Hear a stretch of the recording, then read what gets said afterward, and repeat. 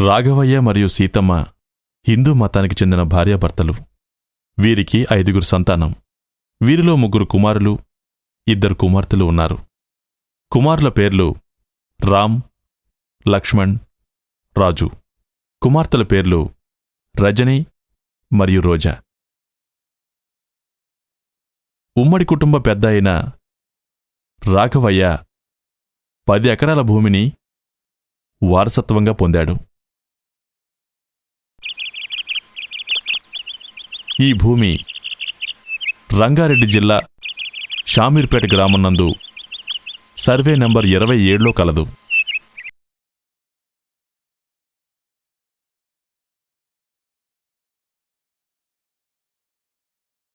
రాఘవయ్య కుటుంబం ఈ భూమిని సాగుచేస్తూ పండిన పంట ద్వారా సమకూర్చిన నిధులతో 5 ఎకరాల మామిడి తోటను కొన్నారు.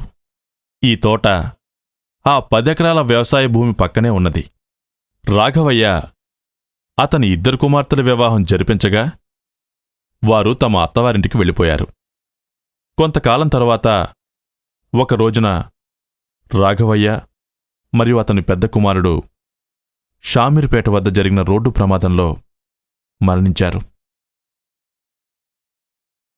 రాఘవయ్య మరణించిన 1 సంవత్సర కాలానికి పెద్ద కుమార్తె అయిన రజని తన 2 సోదరులతో తమకు చెందిన 15 ఎకరాల భూమిని బాగా పరిష్కారం చేసి వాటా ఇవ్వమని అడిగింది. ఆమె అభ్యర్థన వారు తిరస్కరించారు. కావున ఆమె తన వాటా కోరుతూ పార్టిషన్ దావా వేయడం జరిగింది.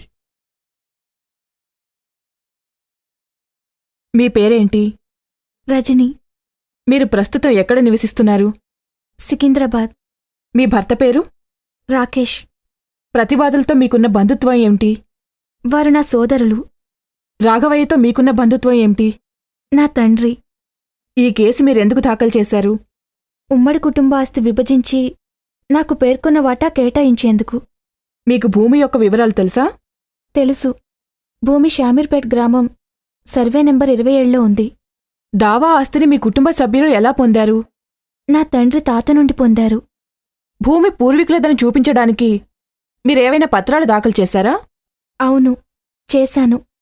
నేను కాస్రా పహణి మరియు 1990 నుండి 2015వ సంవత్సరం వరకు చెందిన పహణీలు దాఖలు చేశాను. వాటిని ఎగ్జిబిట్ A1 to A3గా మార్కు చేయగలరు. మీకు దావా ఆస్తి సరిహద్దులు తెలుసా? తెలుసు. అవి తూర్పు 4 లైనర్ రహదారి, పడమర సర్వే నెంబర్ 28లో భూమి, ఉత్తరం 30 ఫీట్ల రోడ్, దక్షిణం సర్వే నెంబర్ 29లో భూమి. మీకు వివాహం ఎప్పుడు జరిగింది?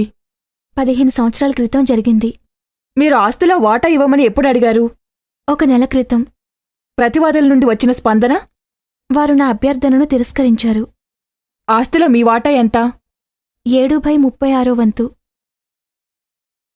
మీరు మీ పెళ్ళైనప్పటినుంచి మీ అత్తమామ ఇంట్లోనే నివసిస్తున్నారు. అవును. మీ వివాహం మీ నాన్నగారే జరిపించారు. అవును.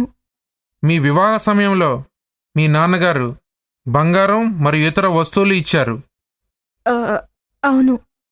ఆ వస్తువులన్నీ ఇప్పుడు అవి మీ స్వాధీనంలోనే ఉన్నాయి. అవును. మీ వివాహ సందర్భంలో మీ నాన్నగారు పెద్ద మొత్తంలో డబ్బు ఖర్చు చేశారు. డబ్బు ఖర్చు చేశారు, కానీ అంత పెద్ద మొత్తంలో కాదు. మీ పెళ్ళైన నాటి నుండి సూటు భూమి మీ ఆధీనంలో లేదు. అవును. మీ నాన్నగారితో పాటు రోడ్డు యాక్సిడెంట్లో చనిపోయిన మీ పెద్దన్నయ్యకి వివాహం జరిగింది. అవును. అతనికి భార్య మరియు 2 పిల్లలు ఉన్నారు. అవును. వారిని ఈ కేసుకు పార్టీలుగా చేయలేదు. అవును.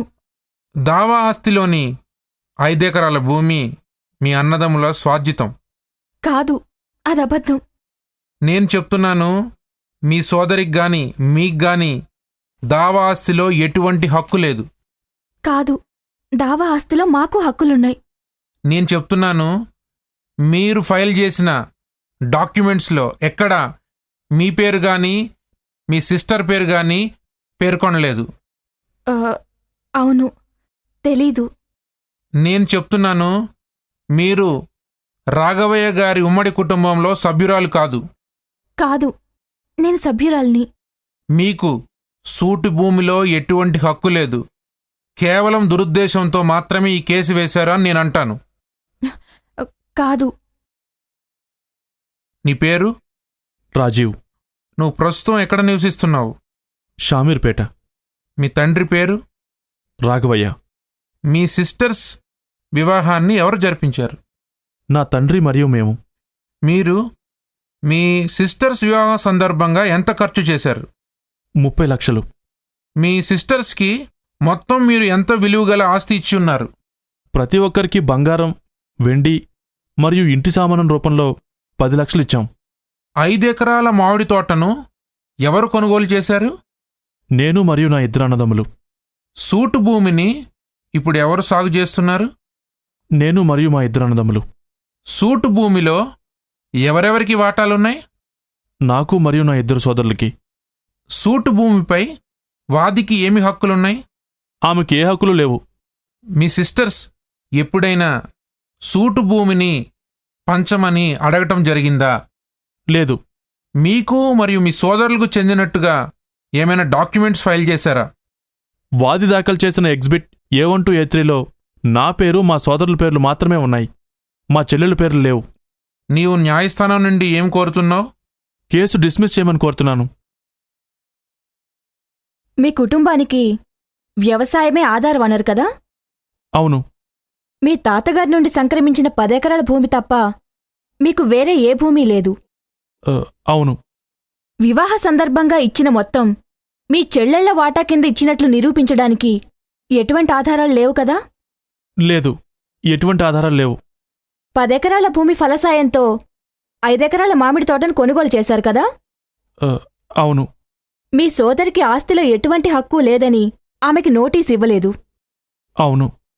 మీ తండ్రి జీవించుండగా దావా ఆస్తిలో పండిన పంటలో ఆమె వాటా తీసుకునేది. లేదు.